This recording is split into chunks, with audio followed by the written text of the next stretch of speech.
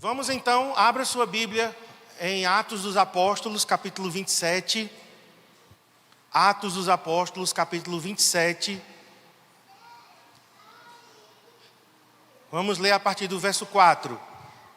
Tempos difíceis fazem líderes fortes. Vamos dizer? Tempos difíceis fazem líderes fortes. Coloca o tema, por favor, o primeiro slide. Vamos dizer comigo? Tempos difíceis fazem líderes fortes. Fazem cristãos fortes, certo? Se você hoje está me ouvindo aqui como líder, como cristão, como pai, como mãe, como dono de casa, dona de casa, né, qualquer que seja a tua posição de liderança, às vezes você não exerce uma posição de liderança de célula, mas você é um líder na sua casa. Você é um líder no seu trabalho. Tem pessoas aqui que lideram equipes no trabalho, supervisionam, gerenciam. E essa palavra ela serve para qualquer nível de liderança. Seja na liderança de casa, no trabalho, liderança da célula principalmente, né? Nossa ênfase maior é para quem é líder de célula ou quem vai liderar uma célula, mas essa palavra ela é para todos nós. Tempos difíceis fazem homens fortes, líderes fortes, mulheres fortes. Tempos de bonança, certo? Tempos onde tudo está calmo, tudo está bom, geralmente não produz liderança forte. Produz muitas vezes pessoas acostumadas, acomodadas e pessoas fracas. Então, vamos ver aqui o exemplo de Paulo. Por que eu estou falando de Paulo? Porque quem estava comigo aqui dia 7 de fevereiro viu eu falando de outro homem que numa situação análoga à de Paulo, estava em um barco, numa tempestade, o barco quase afundando, mas era tudo culpa dele. Quem estava aqui dia 7 de fevereiro quando eu falei sobre Jonas? Então, hoje eu vou fazer o contraste de Jonas com Paulo, certo? Jonas, só fazendo aqui uma introdução, Jonas era o motivo da tempestade, pela desobediência de Jonas. Jonas quis fazer sua própria vontade, entrou em um barco, tomou uma direção oposta a que Deus tinha mandado, tudo porque ele não tinha compaixão pelos perdidos, pela cidade de Nínive. Ele era muito nacionalista, talvez até um pouco xenofóbico, Jonas era um cara que não queria que Nínive se convertesse, porque Nínive era uma nação, a capital de uma nação inimiga do povo de Deus. E ele foge, entra no barco e é a causa da tempestade. Então, dia 7 de fevereiro eu ministrei essa palavra. Entra no YouTube, assiste lá, porque eu falei o seguinte: uma pessoa desobediente é um desastre não só para ela, mas é um desastre para todos os que estão ao redor dela. Por pouco, toda a tripulação daquele navio não morreu. Só não morreu porque Jonas finalmente assumiu a sua responsabilidade, que estava dormindo no porão do barco, mas acordaram ele, e ele disse: não, eu sou o culpado de tudo isso, me joguem no mar. E quando Jonas saiu do barco, o barco não afundou. Então, uma pessoa desobediente, uma pessoa errada, no lugar errado, fazendo a coisa errada, mesmo um crente, que ele declara, eu sou hebreu, eu temo o Senhor, mas ele estava em desobediência. E uma pessoa em desobediência, queridos, vai trazer consequências para a família, às vezes é para o ambiente de trabalho, no casamento. Um líder de célula, se ele for desobediente, ele vai prejudicar a célula. Um pastor desobediente, misericórdia, miseriqueima, misericredo, até misericórdia em línguas, misericândalas. Um líder desobediente vai ser um desastre. Um desastre. Então hoje eu quero mostrar o outro lado de um homem obediente. Como faz diferença? O apóstolo Paulo, em uma situação semelhante à de Jonas, que era um barco no meio do mar com uma tempestade, mas que coisa diferente, irmãos. Porque Paulo ali não era o causador da tempestade. Então vamos ler aqui Atos 27, de 4 a 8, depois a gente prossegue na leitura. Quando partimos de lá, passamos ao norte de Chipre, que é uma ilha, uma grande ilha no Mediterrâneo, porque os ventos nos eram contrários. Tendo atravessado o mar aberto ao longo da Cilícia e da Panfilha, ancoramos em Mirra, na Lícia. Ali o centurião encontrou um navio alexandrino, que estava de partida para a Itália, e nele nos fez embarcar. Navegamos vagarosamente por muitos dias, e tivemos dificuldade para chegar a Quinido, não sendo possível prosseguir em nossa rota, devido aos ventos contrários. Navegamos ao sul de Creta, defronte de Salmona. Costeamos a ilha com dificuldade e chegamos a um lugar chamado Bons Portos, perto da cidade de Lazéia. Vamos orar. Senhor, me usa, Espírito Santo, com a tua graça, que a tua palavra aqui, Senhor, nos traga lições preciosas nessa noite. Nos livre de sermos um Jonas, Senhor, desobediente, causador de tempestades, causador de problemas para si mesmo e para os outros. Nós queremos ser Paulos. Nós queremos ser como esse homem de Deus, obediente, temente. E ele foi um instrumento, Senhor, para acalmar aquele navio que estava em pânico naquele momento. E eu peço que nós sejamos líderes fortes em tempos difíceis. Em nome de Jesus, amém. Aqui nós temos a 4ª viagem de Paulo. Paulo fez 3 viagens missionárias. A 4ª é considerada também uma viagem missionária, porque ele disse: é necessário que eu compareça diante de César, diante do imperador. Então a gente considera também a 4ª viagem de Paulo como viagem missionária.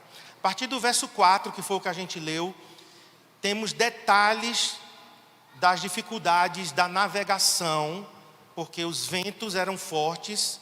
Vai acompanhando aí de novo, no verso 4. Eles navegaram vagarosamente, com dificuldade, até chegar a um lugar chamado Quinido. Verso 7. E foram costeando a ilha de Creta com dificuldade. Verso 8. Então, entendemos aqui o que, irmãos? Primeiro, Paulo era um homem de Deus, sim ou não? Paulo estava fazendo a vontade de Deus? Sim.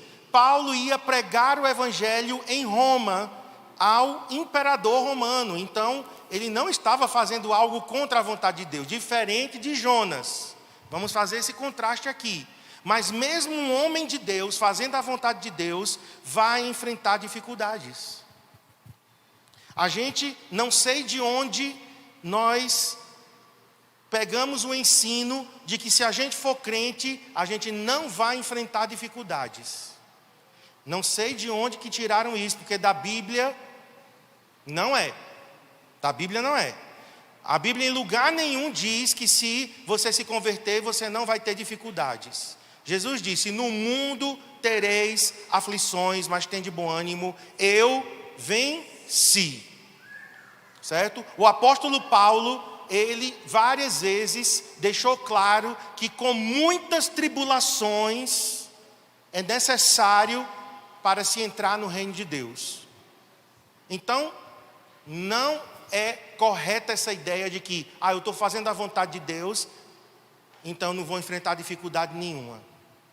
Porque eu estou no centro da vontade de Deus, eu não vou encontrar resistência. Isso não é verdade, irmãos. Nós temos aqui um homem no centro da vontade de Deus, fazendo a vontade de Deus, indo pregar o evangelho, e grandes dificuldades se levantaram no caminho, no trajeto, ali no mar Mediterrâneo, na navegação do apóstolo Paulo. E nós como líderes na casa de Deus, você como líder de célula, eu como pastor, você como pai, mãe que cuida do seu filho, da sua família, nós enfrentaremos dificuldades. E eu acho que nós já deveríamos estar preparados. Não é que a gente fica chamando problema. certo? Uma coisa é você desejar problema, outra coisa é você estar preparado para enfrentá-los. Então, eu não desejo problema, eu não chamo problema, mas eu tenho que estar pronto para enfrentá-los. Eu tenho que estar pronto, preparado para qualquer tribulação que surgir em meu caminho. Estava falando hoje lá para os nossos supervisores. E nós não podemos culpar Deus. Tem muitas pessoas em sua imaturidade, muitas pessoas em sua decepção na vida por algum motivo, elas se rebelam contra Deus, elas se revoltam contra Deus. Elas mesmas erram e no final das contas elas querem colocar a culpa em Deus, como se Deus tivesse responsabilidade do erro delas. Não, mas Deus poderia ter me impedido de decidir isso, né? E nós cremos na soberania de Deus, mas nós cremos na responsabilidade humana. Olha para mim, a nossa geração está com um gravíssimo problema de transferir responsabilidade. É gente já de idade, cabelo branco, transferindo responsabilidade. Verdade. E gente nova também. Verdade. Solteiros, casados, viúvo, que seja, transferindo responsabilidades. E às vezes até transferindo responsabilidades para Deus. Às vezes eu ouço, irmãos, algumas coisas que beiram até a blasfêmia. Sabia? A gente tem que ter muito temor naquilo que a gente fala. Porque às vezes está beirando a blasfêmia contra o Senhor. De culpar Deus, de tratar Deus de uma forma tão injusta, tão indevida, tão sem respeito, tão sem temor. Chame a responsabilidade para si. Responsabilize-se. E você diz, eu vou fazer a minha parte, mesmo que o outro lá não esteja fazendo, mas eu não vou transferir para ele não. Eu vou fazer a minha parte. Amém? Vamos continuar a nossa leitura. Vamos para o 9 agora, do 9 até o 12. Eu estou dividindo em blocos, para a gente poder fazer a leitura e o comentário. 27, né, Atos 27, de 9 a 12. Estou lendo na NVI. Tínhamos perdido muito tempo, e agora a navegação se tornara perigosa, pois já havia passado o jejum, né, aqui é o jejum dos judeus, né, o Yom Kippur, é uma época que os judeus, eles separam para o jejum, assim como os muçulmanos agora, inclusive, estão no Ramadã. Os judeus também têm um tempo, né, de jejum. Paulo está falando aqui sobre isso. Por isso Paulo os advertiu. Então Paulo, ele toma a palavra ali no meio do navio e diz, senhores, vejo que a nossa viagem será desastrosa e acarretará grande prejuízo para o navio, para a carga e também para a nossa vida. Mas o centurião, em vez de ouvir o que Paulo falava, seguiu o conselho do piloto e do dono do navio. Visto que o porto não era próprio para passar o inverno, a maioria decidiu que deveríamos continuar navegando com a esperança de alcançar Fenice e ali passar o inverno. Este era um porto de Creta que dava para sudoeste e noroeste. Então, se você depois tiver curiosidade, né, se você gosta de geografia, você vai ver que ali a ilha de Creta, ela é compridinha assim, certo? Ela é bem estreita, mas ela é comprida. Eles pararam no sul da ilha e o navio ficou ali. E Paulo então toma a palavra e diz, gente, não vamos prosseguir a viagem. Não vamos prosseguir a viagem. Vamos ficar aqui. Mas aqui o relato diz que o centurião, que era o chefe militar, ele conversou com o piloto, com o dono do navio, e eu sei que tinha bufunfa envolvida, havia motivos financeiros, comerciais, porque o navio tinha uma carga de trigo, E disseram, não, então pode ficar aqui o inverno todo não. Por quê? Explicando para você o contexto, essa região, nesta época de inverno, o mar fica muito agitado, os ventos são muito fortes, então não tem como navegar em mar aberto. Os navios ficam atracados, esperando essa temporada de ventos e tempestades passar. Então, é o que chama aqui de invernar. E Paulo diz, gente, não vamos seguir viagem. Se a gente seguir viagem, e eu acredito que Deus, irmãos, tinha falado com o apóstolo Paulo. Porque Deus coloca impressões em nosso coração. Né? Deus coloca sentimentos, Deus nos dá, às vezes, um sonho. Deus nos fala através da palavra. Eu estava falando para alguém hoje que nós não somos guiados por profecia. Muito cuidado em você ser guiado por profecia, mas as profecias confirmam o que o Senhor já está falando conosco. Irmãos, quando Deus, eu aprendi isso, sabe com quem? Com um homem de Deus chamado Loren Cunningham. Eu não conheço ele pessoalmente, mas eu li os livros dele. Então eu sou assim com o Loren Cunningham, fundador da Jocum. E o Loren, ele diz o seguinte, quando Deus tem uma coisa importante para falar com você, Ele vai falar diretamente a você. Ele não vai mandar recados por alguém, Ele fala com você. Agora Deus confirma através de outras pessoas. Mas você não pode ser guiado diretamente pelos outros. Falei isso para alguém hoje. Não seja guiado por palavra profética que os outros estão dando. Eu já vi gente casando porque alguém disse, assim diz o Senhor, case com fulano. Casou e deu tudo errado. Porque não existe esse tipo de palavra profética, diretiva, desse jeito, irmãos. Você não vai encontrar em lugar nenhum da Bíblia Deus dizendo para uma pessoa casar com outra através de profecia. Isso não é de Deus, irmãos. Palavra profética é para consolar, edificar e exortar. A palavra profética é em cima de uma palavra que você já recebeu. Deus está falando comigo, e aí Deus então pode usar a palavra profética, um sonho, né, uma revelação, para confirmar, mas Deus já falou diretamente comigo, porque quando Ele tem uma coisa importante para falar, Ele fala diretamente comigo. Ah, não estou conseguindo ouvir, então para, senta este traseiro em uma cadeira, te ajoelha, faz um retiro espiritual para ouvir a voz de Deus, mas não fique de círculo em círculo de oração, querendo que Deus fale com você, porque você está com preguiça de buscar o Senhor. É forte ou não é? É forte, pastor. Mas é isso, as pessoas estão com preguiça de buscar o Senhor, então elas precisam de que alguém fale, de que alguém diga. Por quê? Porque é mais rápido, é miojo, é fast food.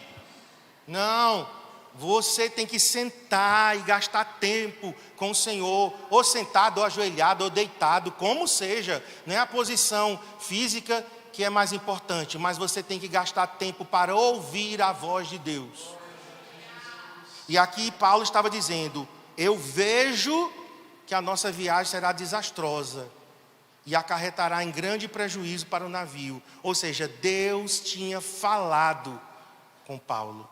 Um homem, sensível à voz de Deus. E aí, queridos, eles não dão ouvidos. Que coisa terrível é quando alguém não dá ouvidos. O centurião fecha-se ao conselho do apóstolo Paulo e a maioria decidiu que deveriam continuar navegando. E alguns dizem que a voz do povo é a voz de Deus. É não. Ah, mas a maioria está querendo, é de Deus. É nada, mano. Eu já participei de sistemas assim, de votação na igreja. A maioria vence. Misericórdia, meu Deus. Chega a me dar a coceira quando eu me lembro. Por quê? São pessoas que não têm sensibilidade ao Espírito, não têm comunhão com o Senhor, não têm maturidade e vai tomar decisões importantes sem ouvir a voz de Deus, e a maioria é que vence. Quantos querem tirar o pastor? Levanta a mão. Aí a maioria levanta. Pronto, é Deus que está falando. Já acontece isso. Então a maioria não significa que é a voz de Deus. Aqui no caso era um contra a maioria. Mas aquele era Paulo. Aquele era servo de Deus, era homem de Deus, era um homem que tinha intimidade com o Senhor. Aquele valia mais do que os 200 e tanto que estavam no navio. Você, meu irmão, você, minha irmã, Deus está falando contigo. Você, em comunhão com Deus, tem mais peso. Estou falando de peso físico não, mas tem mais peso no mundo espiritual do que a maioria. Amém?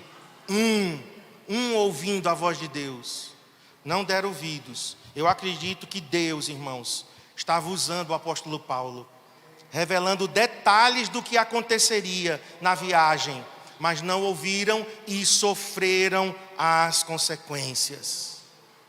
Eu quero te dizer, eu e Cristiane temos uma coisa conosco, até hoje. Vamos tomar uma decisão importante, a gente para tudo. Primeiro vamos ouvir Deus. Ouvimos Deus, às vezes ainda não está muito claro. A gente continua buscando, Senhor fala, Senhor mostra. E então vamos buscar conselhos de pessoas mais maduras, piedosas, santas. Meu pastor é um homem piedoso, é um homem santo. Eu considero demais. Não endeuso ele, não é isso. Né? Quem quiser pode falar aí que a gente idolatra. Chega a me dar um asco quando eu penso nisso. Estão idolatrando. Não. Eu respeito a unção que está sobre o pastor Ivanildo. Só isso. Eu respeito e honro. Eu não sou trouxa de viver minha vida independente sem ouvir uma pessoa mais madura do que eu. Então eu ouço primeiro Deus, não é que eu vou para o pastor Ivanildo. Pastor Ivanildo, me diga o que é que eu vou fazer. Não é isso não. Eu já tenho quase 50 anos de idade nas costas. Eu tenho que me comportar como um cinquentenário. É sério, gente. Às vezes eu pego gente de 40, 50 anos se comportando como adolescente. Me dá nos nervos uma coisa dessa. Minha gente, vamos amadurecer. Se a gente tem uma idade cronológica, é para viver de acordo com a idade que a gente tem. Então eu não fico como uma criancinha, pastor Ivanildo, não. Eu vou ouvir Deus, ouço o Senhor. Senhor, é isso, qual a tua direção? E vou para o pastor Ivanildo. Pastor Ivanildo, eu estava buscando, estava orando, é isso, assim, o que é que o senhor acha? Então, na multidão de conselheiros, a sabedoria. Amém? Aí eu vou e tomo a decisão. Sempre eu fiz assim. Agora, quando eu não fiz assim, eu quebrei a cara. Já contei aqui meu testemunho, que eu inventei de mexer com um computador velho e vender computador usado, sem pedir direção ao Senhor. Foi uma derrota. Os computadores que eu comprei, todos quebrados, e eu tentava consertar e piorava, e foi uma bola de neve. E eu digo, meu Deus, tem misericórdia, que eu quero me livrar desses dinossauros, né? Por quê? Porque eu não fui buscar uma direção de Deus. Mas eu lembro, irmãos, quando a gente ia voltar para Garanhuns. Eu cheguei para a Cristiane, eu disse, Cristiane, a gente vai noivar, vamos voltar para Garanhuns. Ela, Deus me livre. Garanhuns é a última cidade do planeta Terra que eu volto. Para Garanhuns eu não volto mais, não volto não. Eu disse, Cristiane, é o seguinte, Deus me deu uma palavra. Eu já tinha uma palavra de Deus.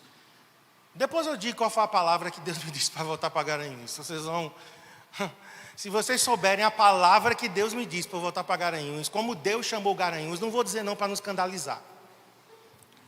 Qual foi a palavra que o Senhor me disse? Volta para aquele lugar chamado, não foi Garanhuns, que na Bíblia não tem Garanhuns, né? Mas está lá. Diz, Cristiane, Deus falou comigo que é para nós voltarmos para Garanhuns. Aí ela disse, não quero, não volto e tal. Então tu vai buscar Deus, tu busca Deus de um lado que eu busco do outro. A gente estava em Brasília nessa época, né? E vamos orar. Deus vai falar com você. Você não vai para Garanhuns forçada, né? Você não pode ir para Garanhuns simplesmente porque eu tenho uma palavra de Deus, eu sou o cabeça sobre você, se submeta e me obedeça. Não é assim que funciona, né? Porque ela voltaria comigo, sim, submissa e obediente. Mas no primeiro pepino que desse em Garanhuns, o que ela ia dizer? Foi tu que mandasse eu voltar. Eu sei que funciona assim. É assim ou não é? A pessoa já bota a culpa em tu, é igual a Eva, né? Adão em Eva na serpente, a serpente olhou para um lado e para o outro e disse, para quem que eu boto a culpa? Adão, foi a mulher que me deste, a mulher, foi a serpente que criaste. E a serpente ficou lá, né? Então assim, se você vai buscar uma palavra de Deus e a gente vai continuar orando. Eu sei que Deus falou com ela, ok. Agora vamos para a segunda etapa, vamos conversar com a nossa liderança. E nesse intervalo nós fomos para um culto, uma mansão lá no Lago Sul, em Brasília, bem chique. Um batismo que estava acontecendo, um culto, e eu fui lá tocar, era um culto da igreja, e tinha uns convidados de fora. E a gente já estava com uma palavra e íamos conversar com a nossa liderança. Nesse intervalo, fomos para esse culto. Gente, quando a gente chegou no culto, eu toquei e tal, fiquei lá de lado, observando o batismo. Vem uma irmãzinha do coque. Aí ela disse, vocês vão fazer uma viagem? Eu disse, vamos. Ela disse, é o seguinte, é uma viagem sem volta. Porque a mala que vocês estão levando é uma mala muito grande, é uma mala de mudança. Eu não sei o que é, ore e tchau. Então, eu já sabia, eu já tinha uma palavra de Deus. Eu não vinha para Garanhuns por causa da irmãzinha do coque. A irmãzinha do coque foi usada para confirmar a palavra que eu já tinha em Miqueias.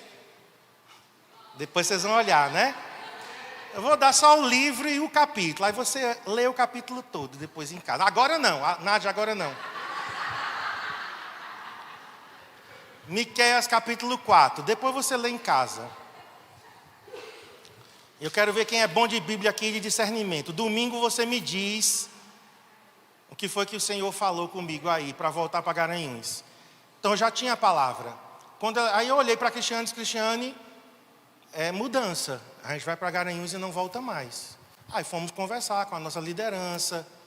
Na época, pastora Ludmila Ferber era uma das nossas líderes. A gente foi conversar com ela.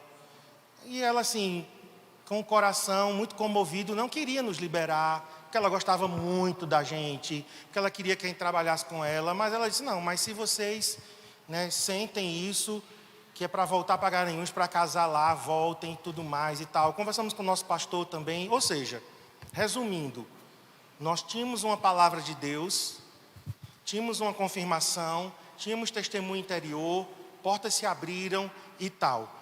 E por que eu estou falando tudo isso, irmãos? Para que você aprenda esse princípio. Só ande debaixo de uma palavra de Deus. Você nunca vai se arrepender. E Cristiane sabe, tudo que nós passamos nos meses seguintes que a gente voltou, no ano seguinte, as crises que nós tivemos foram seríssimas. Assim, de querer voltar para Brasília, eu ligava a televisão, via a igreja, a nossa igreja. Tinha um programa de televisão, Rede Nacional. Quando eu via Ludmila cantando, quando eu vi o pastor Márcio Pereira, a equipe de música que eu tinha feito parte, eu dizia, meu Deus, eu estou em São João. Não desprezando São João, tá? Pode ser que alguém aqui seja de São João. Tem irmãos de São João aqui na nossa igreja, mas não estão aqui não. Não desprezando São João, mas assim, era um desnível muito grande. Tanto em questão de cidade, quanto em questão de igreja. Mas sabe, olhe para mim, o que foi que nos sustentou e que eu não podia voltar para Brasília, nem que eu quisesse, eu podia voltar. Sabe por quê? Porque eu tinha uma palavra de Deus. Deus tinha dito, vai para Garanhuns, Miqueias capítulo 4. Ela está fruviando os dedos ali. Ela já tinha pegado o celular para olhar. Será que é curiosa? Em casa você olha, viu? Não, quando eu orar e disser amém, aí você pega o celular. Mas era uma palavra de Deus. A palavra de Deus nos sustentou todas as crises. E Cristiane nunca passou em meu rosto. Foi você que me trouxe. Foi você que falou para eu vir. Não, ela tinha uma palavra de Deus. Quando foi para a gente sair da querigma e começar o CCA, foi a mesma coisa, gente. O mesmo processo. Cristiane sabe. E quando o Senhor nos deu a palavra, acabou. A palavra de Deus nos sustenta até hoje. Eu encontrei com alguém poucos dias depois e eu disse que eu ia começar uma nova igreja em Garanhuns e a pessoa assim foi bem ácida. A pessoa disse, todo mundo está começando igreja agora. A bandidagem se instalou no meio da igreja. Que todo mundo agora quer abrir igreja. A igreja agora virou negócio. Eu sabia que aquilo dali não tinha nada a ver comigo. Porque eu tinha uma palavra de Deus. Certo? Por isso que é importante. Amém? Mas vamos prosseguir aqui. Então, antes de ler o verso 13, nós precisamos ocupar o nosso lugar de homens e mulheres de Deus para ouvir a voz de Deus e falar o que nós estamos ouvindo para as pessoas, mesmo que elas não deem ouvidos. Quer ouçam, quer deixem de ouvir, nós vamos falar. Amém? E elas vão então prestar contas diante de Deus por tudo que ouviram. Mas nós ouvimos a voz de Deus e falamos. Mas vamos aqui para a gente finalizar. Verso 13. Aí eles prosseguiram viagem, né? Agora a desobediência era com o piloto, o dono do barco e o centurião. Começando a soprar suavemente o vento sul, eles pensaram que haviam obtido o que desejavam. Não teve tempestade no início. Eita, então está dando certo. Paulo estava errado. Olha aí, que homem de Deus é esse? O vento suave. Por isso levantaram âncoras e foram navegando ao longo da costa de Creta. Pouco tempo depois, desencadeou-se da ilha um vento muito forte chamado Nordeste. Tem uma versão que diz que era como que um furacão. Então não era uma tempestade normal. O navio foi arrastado pela tempestade sem poder resistir ao vento. Assim cessamos as manobras e aí quando a tempestade está muito forte, aquele navio era um navio à vela. Certo? Foi o que eles tiveram que fazer, arreie as velas, porque senão os mastros se quebram.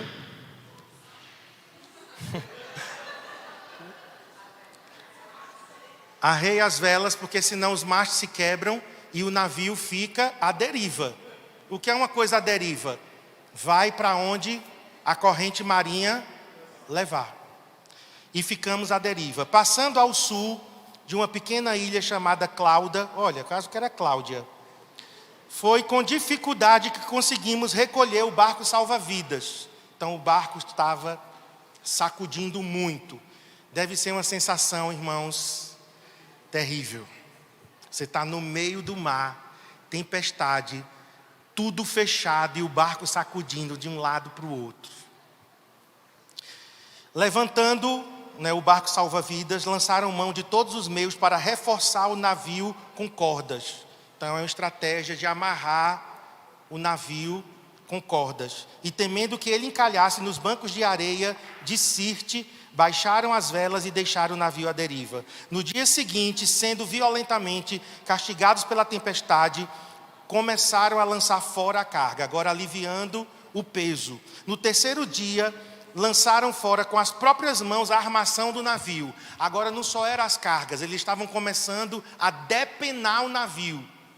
Não aparecendo sol nem estrelas por muitos dias e continuando a abater-se sobre nós grande tempestade, finalmente perdemos toda a esperança de salvamento. Ah, se eles tivessem ouvido a voz do homem de Deus. Agora é tarde demais, porque a tempestade já tinha, os alcançado. E Lucas, que foi o que escreveu aqui, diz que eles perderam, eu acho forte essa expressão, perderam a esperança de se salvar. Eles tinham certeza que morreriam. Eu já estou lá. No verso 21. Quão importante é ouvirmos a voz de um homem de Deus. Se tivessem ouvido o conselho de Deus, talvez não tivessem que enfrentar o que enfrentaram. Quem sabe Deus está falando com alguém aqui. Essa mensagem não é direcionada a ninguém, viu, irmãos? A ninguém. Mas quem sabe alguém aqui está precisando parar para ouvir a voz de Deus e ouvir conselhos de pessoas mais maduras e mais sábias. 21 agora. Visto que os homens tinham passado muito tempo sem comer, e eu acho isso incrível essa atitude de Paulo. Que homem maravilhoso. Porque os homens estavam sem comer e Paulo se levanta diante deles e primeiro Paulo ele dá uma passada na cara deles, uma boa passada a limpo. Primeiro ele faz isso. Senhores, vocês deveriam ter aceitado o meu conselho de não partir de Creta, pois assim teriam evitado este dano e prejuízo. Então tem horas que a gente tem que falar para as pessoas. Você deveria ter me ouvido, rapaz. Se você tivesse me ouvido, você está passando na minha cara? Tô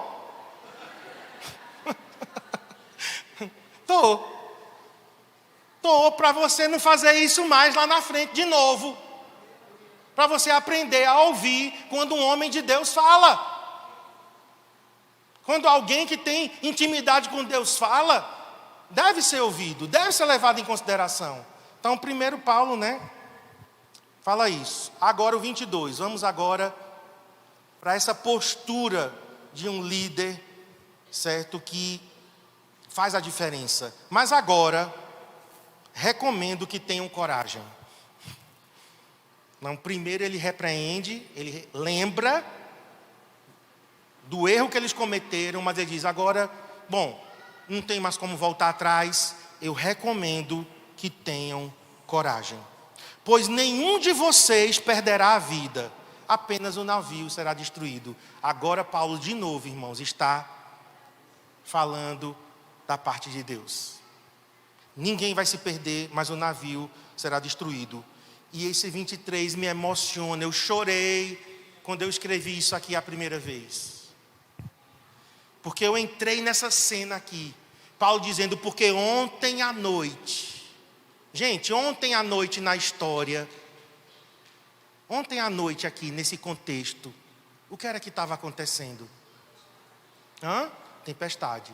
Ontem à noite, quando Paulo disse, o Senhor apareceu a mim na forma de um anjo, o barco estava sacudido de um lado para o outro. O barco estava quase afundando. O barco estava à deriva. Mas um homem de Deus, isso é o que me emociona. Um homem de Deus no meio da tempestade, não era como um Jonas, dormindo no porão, indiferente, porque era culpado. Mas um homem de Deus estava orando. Um homem de Deus estava posicionado. Deus, você tem uma palavra, você me disse para eu ir para Roma, eu não cheguei em Roma, eu estou aqui no meio do mar Mediterrâneo, tem tempestade, mas Deus, eu te sirvo. E aí, Senhor? E aí, Senhor, o que tens para falar? Um anjo de Deus me apareceu. E eu chorei com isso aqui. A quem eu pertenço e a quem adoro. Eita, Paulo.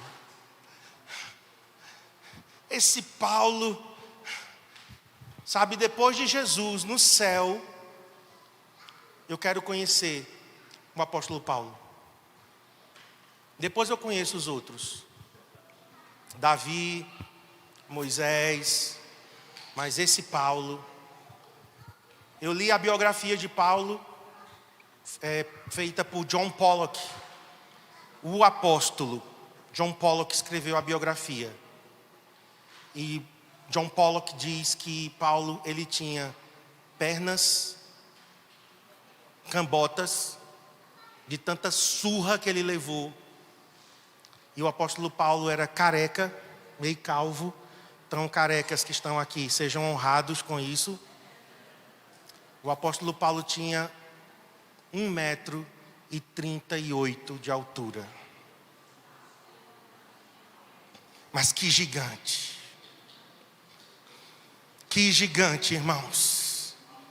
Porque no meio de uma tempestade, um barco afundando, a maioria de nós aqui já tinha se jogado no mar. Me engole logo, tubarão. Paulo não. Paulo diz: um anjo de Deus me apareceu, a quem eu pertenço.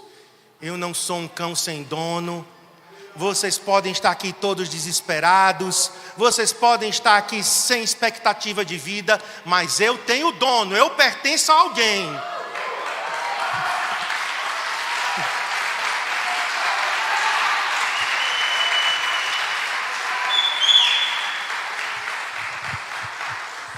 E uma pessoa dessa, gente, ele diz: olha, o barco pode ser destruído, mas eu me salvo.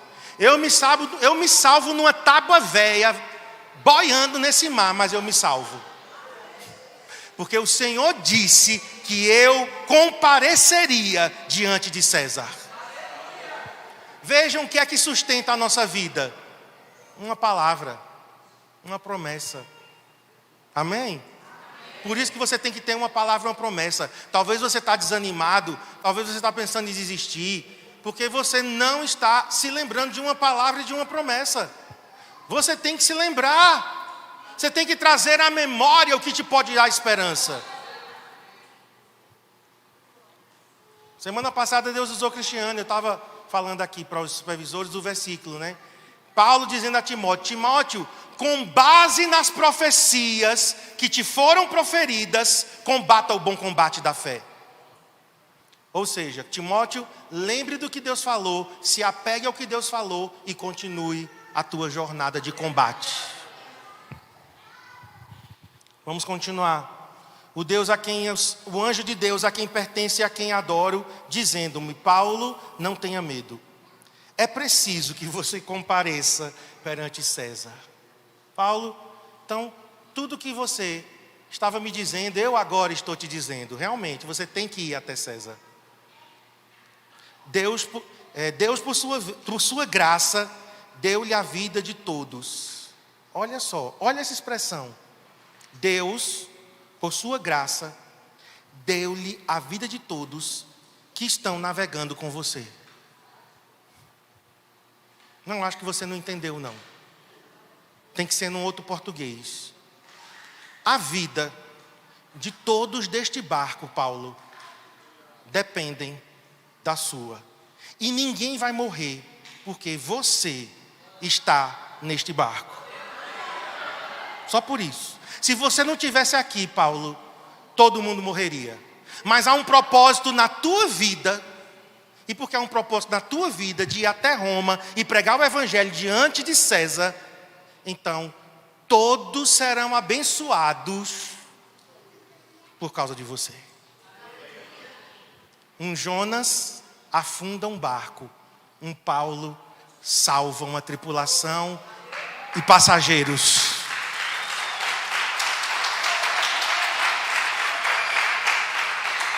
Meu Deus! Sabe, um homem e uma mulher de Deus faz essa diferença.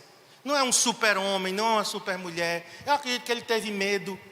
Você no escuro, num barco, açoitado para todo lado, balançando, água entrando, jogando as coisas do lado de fora. Paulo era humano.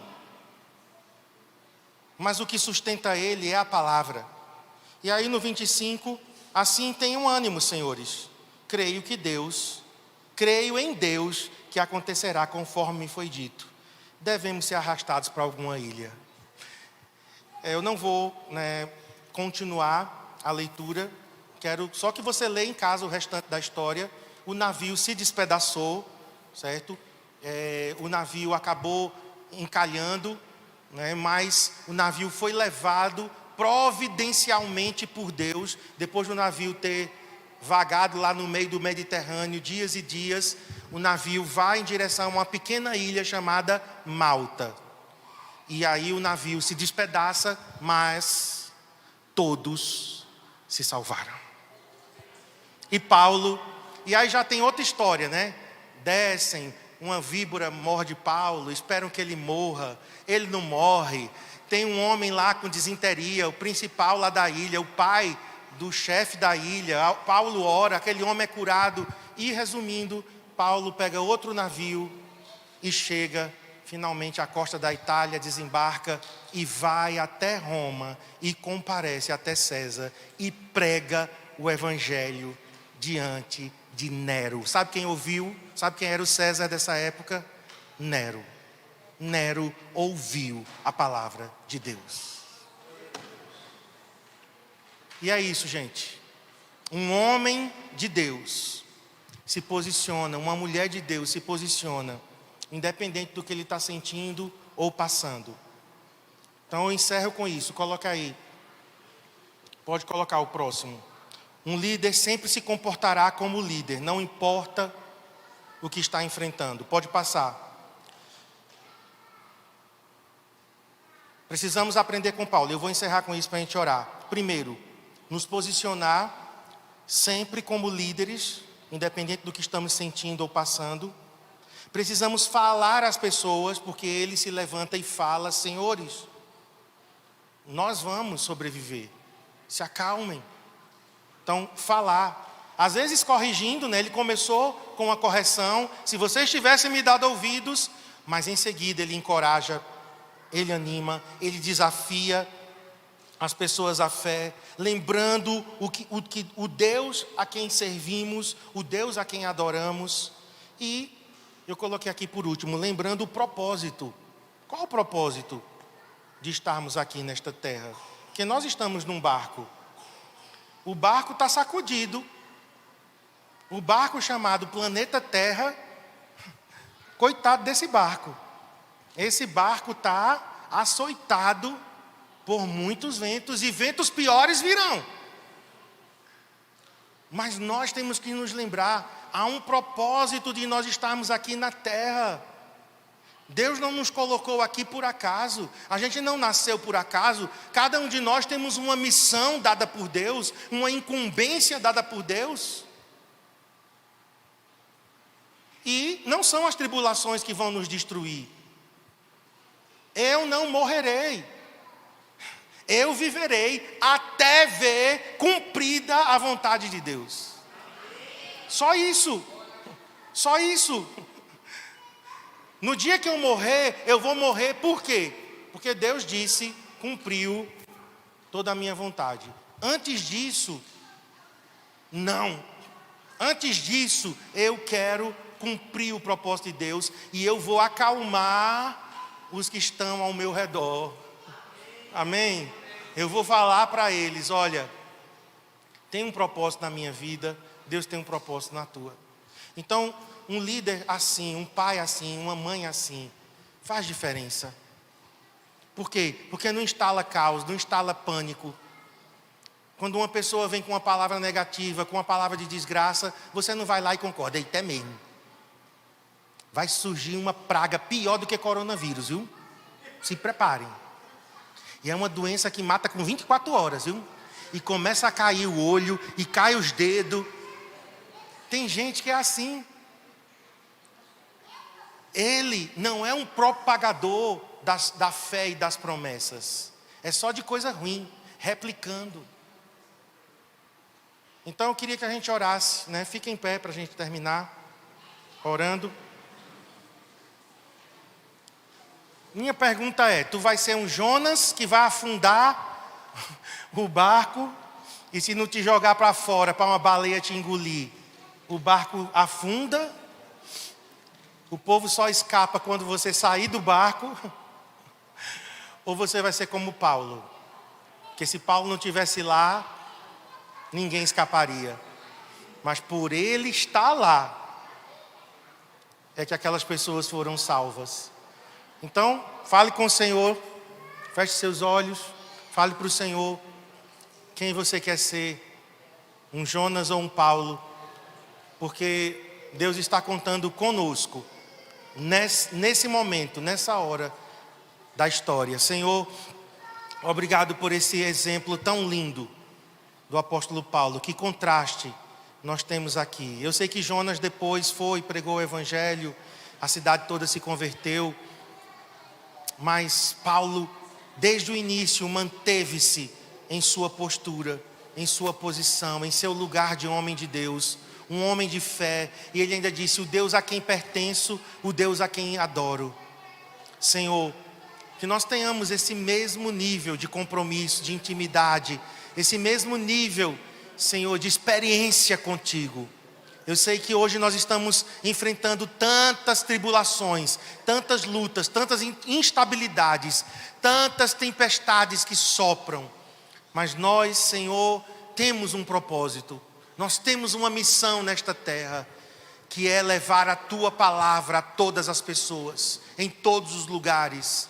Nós estamos aqui como embaixadores do reino de Deus. Nós estamos aqui com o propósito de representar o Senhor nesta terra. Não estamos aqui por acaso. Enquanto estivermos vivos, o propósito está vivo. E eu oro por essa consciência em cada um de nós. Se estamos vivos e respirando, é porque o propósito se mantém. E nós queremos, Senhor, permanecer em pé, firmes, inabaláveis.